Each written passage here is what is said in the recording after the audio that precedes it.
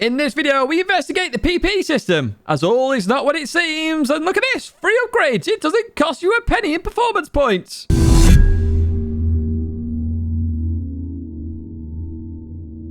Hello everyone, and welcome back to a Gran Turismo video where we're going to be looking at Daily Race A. Unusually, I know, because this week we have a very different race in terms of a tuning race and PP 420.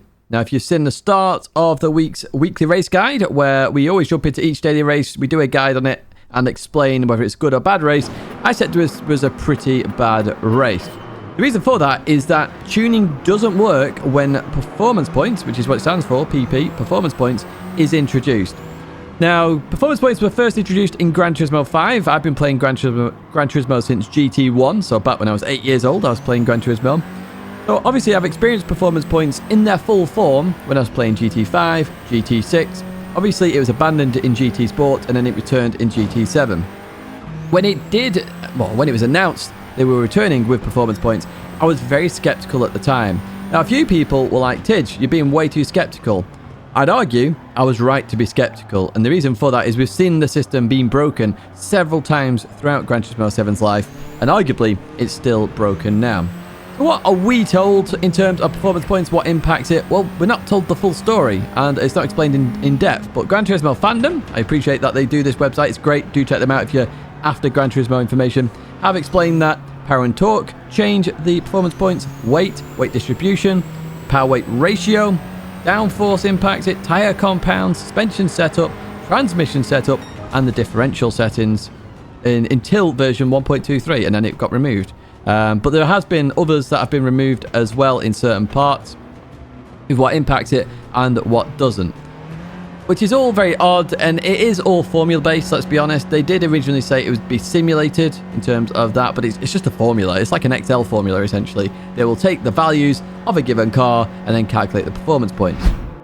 However, not everything is counted, as we will see. So this is the point of this video. We're going to go through.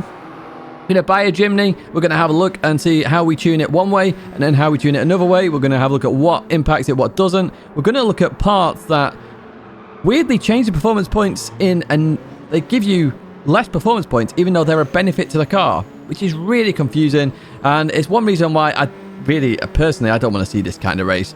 If it was balanced, I'd be happy to see it, but it doesn't work. And arguably, I know some people disagree, Daily Race A is the starter race. It's the race where you can jump in and experience Gran Turismo. Because there's no DR updates on it, you know, a beginner wants to jump in and play. Now, if you jump in and play and you're being lapped in an 8-lap race, which is less than 8 minutes in length, it's going to put a pretty big downer on the whole experience in sport mode. And that is a problem, in my opinion. What we will do now, though, is go and buy a Jimny. So the box standard Jimny, let's look at that first of all. It's a PP, and you can see in the top right hand side, I will zoom in there for you, is 261.71. So we've got a big climb there, just under 160 to get it up to the maximum settings. We will buy this car. I'm going to be buying plenty of them. In fact, I probably should choose a different colour for each one, then we know what we're dealing with here. Let's go with white on this one, and we're just going to buy that car. What we are going to do now, though, as well, is go to the tuning menu. We're not going to do the engine swap in this particular car, and we're just going to add parts until we get up to the settings. Now, what I would say when you do tune a car, and because tyres are so extreme in Gran Turismo, always go with the softest compound. Never go with the harder compound. So we know in this situation, it's comfort. Oh, we're not in the right car. Right, now we're in the right car, not the Porsche. The reason I made that mistake, by the way, is because I always don't enter the car straight away, just so I can do the engine sound for the car profiles. But even so, it's just a bit of a bad habit. So we've got the Jimny there, 261.71 on the right hand side. We're going to add, always getting a cough or a sneeze when you're commentating. It's very annoying. But what we're going to do here is add the Comfort Soft tyres. And we can see there it adds 27-ish PP. So let's purchase that. And what we want to do is do the weight reduction here. So again, that goes up by another 11 PP. Significant amount of weight saved there. And then we're going to go to this one here. Now, I've not done this. I'm just doing this on the fly, live as I commentate now. We're going to add another weight reduction.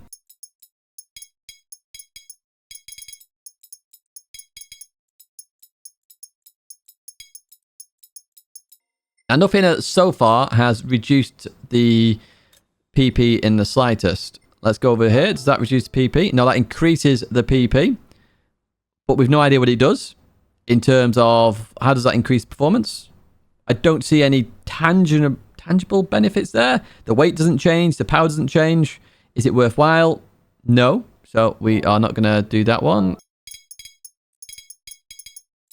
Fully customizable computer. That takes us above, but we can add some weight, but we're not going to do that. We want to just keep it underneath for now, and then we'll see what we can do. The LSD. Now, I did change that. Oh, interestingly. Okay, so we can customize the LSD here, or we can add this, and it lowers the PP. Now, that is significant in my opinion. That is very significant. So what we will do is we will add that. That gives us more horsepower to play with. In the end, with Gran Turismo, the more horsepower, the better, in my opinion. We're after some of the big upgrades here. Oh, no, we can't do that one. Bore up, not bore down. What we're going to do now is go and tune the car. In fact, we'll do an oil change. Always do an oil change. It's always worthwhile doing. I know back in GT5 or GT6, if you didn't do an oil change, you actually lost out on some beneficial horsepower straight away. It was very strange, don't get me wrong, but that PP hasn't changed though. Now we can add some aero parts potentially, but that's all we're doing. Now we could add wide body kit, etc., but we're just going to stick with this. This is bog standard car at this moment in time in terms of we've just added stuff. So ECU is normal. This is fine. Now the ballast, this is always an interesting one, but we can add some weight here to try and get ourselves underneath the PP. So there we go. We've already gone underneath it there. That's literally, we've not had to do much there to get under the PP. So it's interesting as well. When you mess about with where the weight is, notice how as we change this, the weight is impacting the PP as well. So it's actually more beneficial to... Oh, no, Tidge, go back. So we can see 419.87. It drops again. 6.4, 6.5, 6.4. See, this is always very strange how it changes. And then if I go like that, I've always found this, that you can really abuse this system. I'd recommend you try this, by the way. And then if I go back, for example, it doesn't necessarily go down again to where it was earlier. You can really abuse this system and then maximize what you put in the car. So let's just go with that for now. Now, transmission, I know it's going to be around 220, I think, from memory when I raced with it earlier. Say earlier, at the start of the week, of course. Differential, we'll just keep it as it is. Now, body roll, you always want to go low. It's got a very high center of gravity. You want to increase the anti-roll bars. I can't remember what I was using at the time. Let's measure the PP. That hasn't changed anything. This does not change a thing. I mean, look, it literally stays the same. So none of this changes that car. And literally, let's put the toe out to that. From 418.93, arguably we can then try and increase that performance a little bit more. What we will do, actually, I'm just going to stop myself here. We have no idea what the carbon propeller drive shaft does. So let's take a note of what's on the left-hand side. And then we will recoup there. So just like that, we now have the carbon propeller shaft. Now, what actually changed here? Brake horsepower didn't change. The torque didn't change. The displacement, the weight, 0 to 0.25 miles didn't change. Sorry, no, it did change. Apologies. I'm looking at two screens here at the same time. So the acceleration has improved. Okay, it's only slightly. It's very small, but it definitely has improved. High speed has not changed. I'm just comparing like for like here. So that's changed a little bit. And then rotational G hasn't changed. So there's been a tiny change with the acceleration. The tiniest of change, but it definitely has changed in terms of that, which is interesting. You know, that's what we're looking for. But essentially, you'd look at this and think, excellent, it's ready to race, wouldn't you? You really would. So we've got a maximum power of 118 and the weight of 857. But, and this is the problem with the PP system, we're going to do the same thing again now, but apply an engine change. So we've bought another Jimny then. This is the bog standard one. You can see it at the top again, PP261.71. Now what we're going to do first of all is wide body it. Let's see what happens with the wide body. PP increases by 5. Yeah, 0.5 there. And we'll just install this now.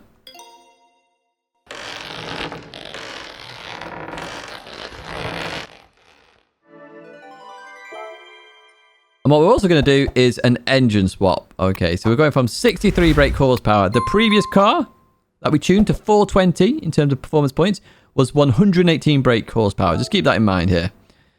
So we can already see we're about to go to 137 brake horsepower.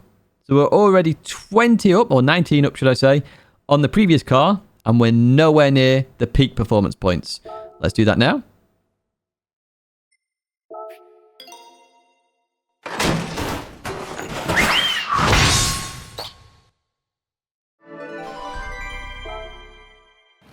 So what we're going to do, and you can see we've done the engine swap there on the right side, is we're going to do the exact same settings now on this car that we did on the previous car, and we're going to see where we end up. So I'm just stopping myself here just to show you the LSD does lower that PP, and you'll notice as well we are above 420 right now. We're going to continue on and see where we do end up. Right, I'm stopping myself here. Critically, we've just come across a very, very significant problem here. So if you remember on the original Jimny, the PP went up when we added the stroke up. Look at this. It's downgraded by nearly 9. And everything is a positive there. The displacement is increasing, the horsepower is increasing, the torque increases, and the weight to power ratio also changes into a positive area. That's huge in this one. Look at that PP. That's significant. It will allow us to do more upgrades. So again, the PP system is, in my opinion, currently broken. And arguably, it's never been fixed to this point. But let's continue on.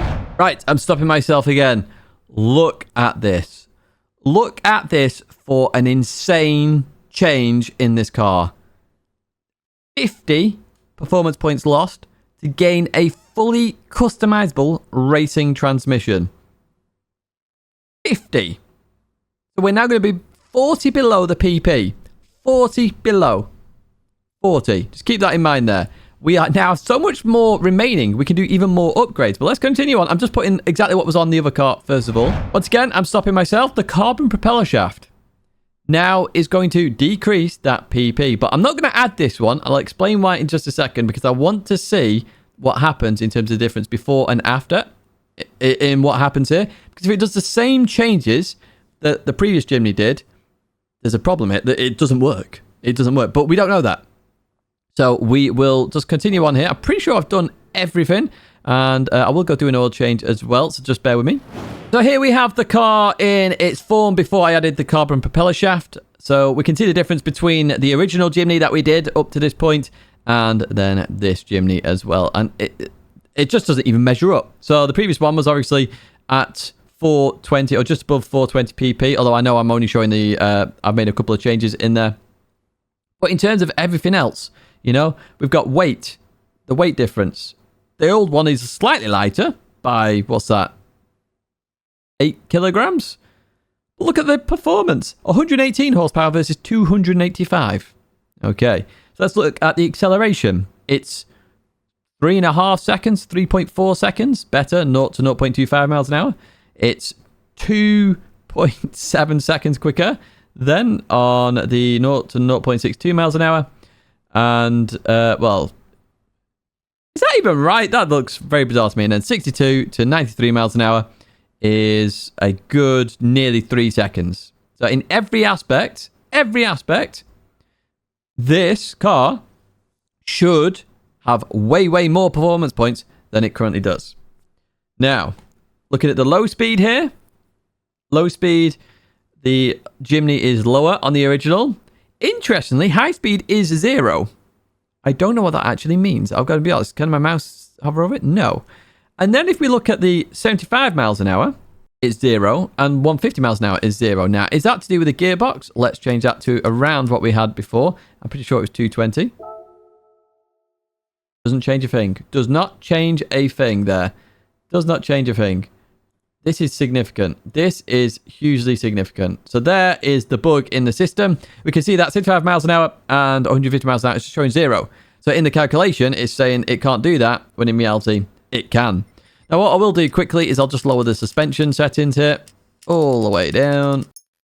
That was the same. And then we whack that down to 0. So we're basically at the same point now. What we will do is we can see the left-hand side. We're going to go and add a carbon propeller shaft. So we added a carbon propeller shaft, and what changes happened there then? So on 0 to 0.25 miles, I'm pretty sure that should be 25 miles, if I'm brutally honest with you. 0 to 25 miles an hour, 0 to 62 miles an hour, not 0.62. Very bizarre, very weird that it's showing it that way. But even so, we've changed the carbon propeller shaft. We've gone down in performance points because we know it knocked it down. So we knocked it down by another 1 there. Horsepower hasn't changed, torque hasn't changed. Displacement, weight hasn't changed. 0 to 25 miles an hour changed by 0.01. Arguably, it's quicker now in terms of acceleration, but we'd lost performance points. It's the same to 62 miles an hour, and it's even quicker to get to 93 miles an hour. Bit weird.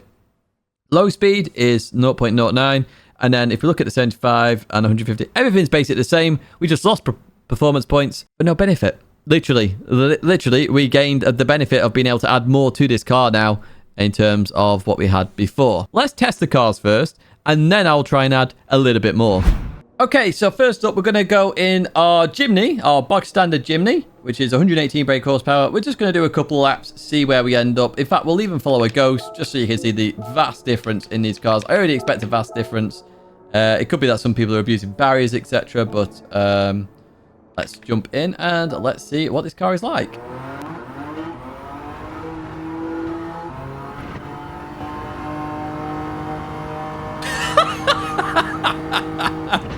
Oh, dear me. Oh. I'm not going to do another lap here. We're coming to the end of this run. 59.2. I mean, you're seeing the Ghost just flies off into the distance. How these are comparable, I do not know. Obviously, we saw just before the performance points looks like it's bugged with those acceleration numbers, but I'm going to get onto that a little bit later on as well. Just for clarity and mindset, what we will do is now jump into the other Jimny, and we'll see the difference between the 59.2 and what that Jimny can do with the same upgrades in, the difference being a wide body and an engine tune. Or an engine swap, should I say. So just to confirm, because I know some people question testing methods, etc. You can see I'm now in that same Jimny that we did earlier. 391 PP, 285 brake horsepower. Let's go out there. We're going to do a couple of laps. In fact, we'll chase the Ghost, just so it is like for like. We're close to the end of the lap. I did crash on the previous lap, which did mean the next lap isn't that good. But critically, what's the big thing you're noticing here as we slide our way around there? 54.7. We are 5 seconds quicker. 5. And we're not even at 420 yet. 5 seconds quicker. So you're seeing a vast difference there. Obviously, it seems there's a bug here. It also brings into question, if there's a bug here, that means there's going to be bugs in other cars in terms of performance points. And it also suggests to me, and what we're going to do is go and have a look at that now, is that there is actually fundamentally a problem with PP because cars are hard-coded in terms of their speed. Let me explain this a bit more. So if you look at it here, right? The 75 miles an hour, 150 miles an hour. It's saying the Jimny can't do that. But it can. You just saw me go up to 120 miles an hour. And arguably, it could go even more if I increase that top speed. But fundamentally, the high speed there, it's not registered. That'll be to do with the engine swap. But that means all other engine swaps are wrong. And can improve the PP substantially. It doesn't take into account power at all in terms of the performance points, because it's not looking at power. It's saying it can't do it. So when it gets to a certain point, a car is then being hard limited somewhere in the code in the background, and then power doesn't matter at that point. It can keep going on and on and on. That's the way I feel anyway. So performance points, it's still broken. It's been broken since Gran Turismo 5, and arguably I think it'll continue to be broken. I don't think the performance points can work in the long term, because you still need to find the meta. Different things adjust the car in different ways, and in some ways you don't even know how it adjusts because you're not told that information. It'd be good if it was made public, the PP, but in terms of the calculation, but it's not. So it's like, well, how does it work? Nobody has any idea. Well, look at it now. We're certainly got issues. What I'm going to do now is I'm just going to tune this car up a little bit more, get to 420, and we'll see if the race has improved in terms of racing other people online in a daily race A. Just randomly, I'm upgrading this car, okay, to get to where I need to go. Look at this, the racing exhaust manifold. I'm just putting this out there. I gain power, I gain torque, the weight to power ratio is improved, and not one single bit of performance point is added or changed in any way, shape, or form. It's just a free upgrade. And this is where I say it's very much broken. We are going to add this, and we'll jump back to the race in a second. Just something I've spotted towards the end of this tune setup I've done. So I added the ECU up here, fully customizable ECU. And then we suddenly have 75 miles an hour and 150 miles an hour in the rotational Gs. So suddenly the car now recognizes it can go that quick. Interestingly, though, I'm still under the 420. I'm now nearly 200 brake horsepower better off than I am with the original Jimny that we did tune. So there's still a fundamental problem there in terms of performance points. Here we are then with a daily race. So there's no A pluses in it, all Bs and Cs. You expect them to be very close. Let's see what we can do. I'm actually going to try something different in this one. I'm actually going to do second gear start. Let's give it a try. Why not? Here we go then at the start. Off we go. Jump start on the left-hand side there. Look in that rearview mirror. 3 people left in the dust, essentially. Guaranteed they're having fun. Not. Anyway, we're going to go into turn 1 here. Up ahead, I suspect everybody here has done the engine swap as we continue on out of there. Again, you're seeing big differences in performance there, especially with the car that I've just overtaken on the right. They're just dropping back straight away. It's not really fun for people, is it? Let's be honest with you. If you were in one of those cars behind, would you be there having fun right now? I know I wouldn't be. We're going to go down the hill, though, and some of this racing is going to be fun. I'll tell you that right now. The Jurassic Park livery up ahead. Well played with that livery. Shout out to anyone who uses a Jurassic Park livery. We're going to go into the right-hander here, side by side with that liveried car then. Getting very close to Dr. Tangsy there, is that? As we continue on through here. Jurassic Park round the outside then by Hawkeye as we continue on through. Maybe they love the Subaru Impreza Hawkeye, I don't know. We're going to get on the inside of them. I know what's going to happen here, so I'll back out of this early. Everyone's going to try and send it. People are going to try and lose the car. Not try and lose it. They are going to lose it. And I'm going to go down the inside here and get a 2 for 1. Thank you very much, folks. I appreciate that. As we continue on out of there, up into P3. What we will do then is advance to lap number 5. And you can see on the mini-map, it's very spread out again very quickly. So this race loses its fun so quickly. And remember, a lot of these cars now do have engine swaps, as you see there. My driving scares me too. I mean, if you say so, Focus, let's have a look at what happens with the racing. A great livery on the back of the window there. But everyone's done the engine swap, but everyone is split up here, completely split up as we go into this right-hander. Full drifting there by Focus. Doesn't catch it. Yes, he does. Well played to you as we continue on through here. Now, we've got 2 cars in the distance, ignoring Focus. So one of them is a back marker. We're coming on to lap number 6, and we're lapping people. It's not fun, is it? It's not fun for the P9 driver there. What's that? Pogo driver, they're called. They're going around 118 brake horsepower, whatever they've done there. They're not having fun. And that's one of my critical things, you know. At Gran Turismo, I want people to have fun. I've always said I don't mind what position I'm racing for here. I'm having a great battle here with Focus, for example, as we go over here. Slight contact between the two. Again, that's just a weight transfer issue. As we go through here, I'm going to get the cutback just there as we continue on. But it's all about having fun. Are you having fun? Now, me and Focus are in a pretty good race here. To be honest with you, we are in a pretty good race. Leaders miles in the distance. There's people miles behind us. That fun soon disappears very quickly, and you've no idea what you're getting. Whereas the balance performance, for example, yes, we do end up with meta cars, but there is some fun to be had there in terms of side-by-side racing. Now, what can be done about road cars? I'm not too sure. We're going to go into turn 1 here and just look at what happens behind here. Focus hits me quite hard there as well. Gets the braking completely wrong. But this is what I love when people do this. The sportsman-like stuff there just lifts off. My thumb goes up straight away. That is awesome. Big shout out to you, Focus. Also said sorry after the race. No need to say sorry. You apologised right there. We advance towards the end of the race there. We come home in P2, and then the gaps are just miles apart. Absolutely miles apart there. And remember, everyone is pretty much in the same driver rating. I'm a bit of an exception to that rule, of course, because I'm in A+, but Bs and Cs are there and thereabouts. And nobody's racing each other. Nobody's really racing each other there at all. Look, 13 seconds behind the leader, 20 seconds, 23 seconds. Massive gaps. Absolutely massive. We've got people who've been lapped, of course. I mean, I suspect the one further down may have been lapped twice, maybe. It's just, I don't know. I just don't like it. I really don't like it. I'm going to jump to some conclusions now, though, in my opinion. So, in terms of tuning, I really don't mind the suspensions being tunable in races. Again, there's still metas there in suspension tuning. There really is. And we've seen that as we've gone forward. When I use a tune, I do share it where I can in terms of those settings. But there are some settings which are just dominant. Natural frequency down to the minimum in Group 3, for example, absolutely dominates it. There's no point in having it in the first place, then, is there? There really isn't, because if you don't know that, you lose out. But those that do know, just do the same thing, and voila, they end up with a better result automatically. For me, I like racing and racing side by side. So tuning for me is still a bit off. In terms of the performance point system in general, there are still fundamental bugs in the system. We have seen that right here. And I'm not just like pooping on the system, because the idea of the system is great. You know, the idea that performance points is measured, the performance of a car is measured, and you could race a Jimny versus a Ferrari Enzo potentially. But there are still too many bugs in the system where that can even happen. And look at it this way. If, for example, the Enzo could have an engine swap, or whatever, a car has an engine swap, then suddenly it could be bugged in that sense as well, because we're not just measuring power and weight. And that's not all you can measure, really, because that's what it used to do in GT5, GT6. And literally, there is no way of actually having a 100% system. And all you end up with is hidden metas.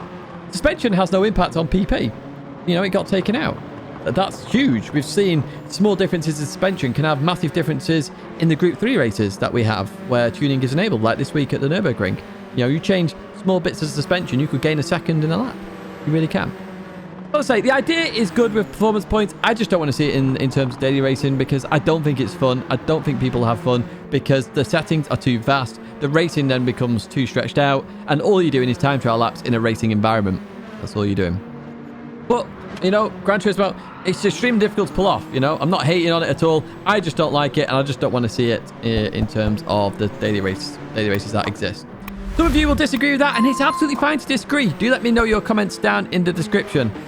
Not in the description, in the comments section, you moron Tidge. Anyway, that is going to be it for me, folks. I do hope you have enjoyed this video. 2 videos there to check out, as always. Do check out GT Amiga and Fanatec using the links down below, and code Tidgney at checkout, of course.